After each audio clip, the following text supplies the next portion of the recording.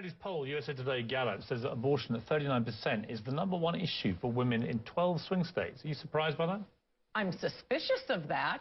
I understand from pollsters that a very dangerous way to take a poll is to give people a multiple choice answer, because respondents feel like they're taking an IQ test and will check off the one they think is the correct answer. There is no correct answer, and the way you should really ask polls like that is to have a fill-in-the-blank question, which is why insane things like campaign finance reform would show up very high on polls. Would you like Romney, if he wins, to overturn Roe versus Wade, as he has threatened to in the past? Well, I don't think it's much of a threat. I mean, it seems to me from much of the public dialogue, people seem not to realize that even if Roe is overturned, abortion up until the last minute, and even the doctors and nurses chasing the fetus through the hallways, will always be legal in New York, Chicago, California.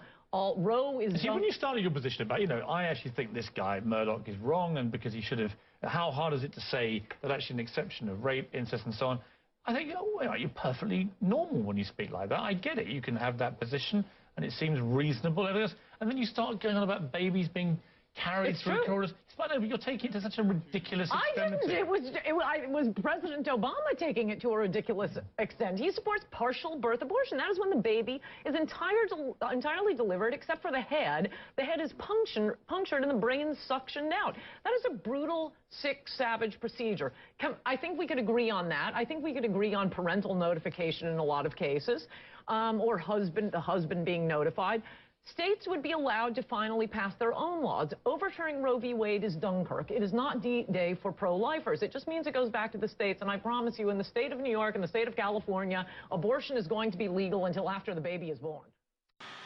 We can't anticipate every candidate's mistake, but we can stop encouraging our candidates to show off for the base by taking positions that aren't even our positions.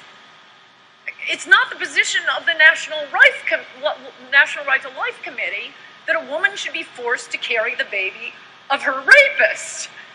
I think our position is, no, absolutely, exceptions for rape and incest. And now let's talk about the other 99% of abortions.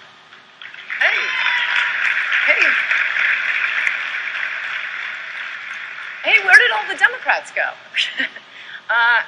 And I think our position is also, and let's talk about locking up the rapist and not giving him the right to vote the way the Democrats want to. But on the basis of this one boneheaded statement by Todd Aiken out in Missouri, Democrats finally had their talking point, that Republicans were waging a war on women.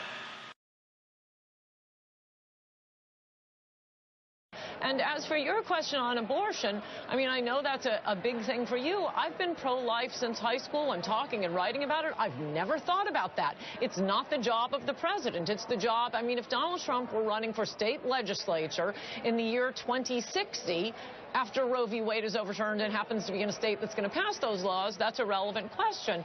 But to be upset about that, I mean, I think I'd be more upset that women are going to need a lot more abortions if we don't close our border with Mexico and bring in all of Latin American rape culture.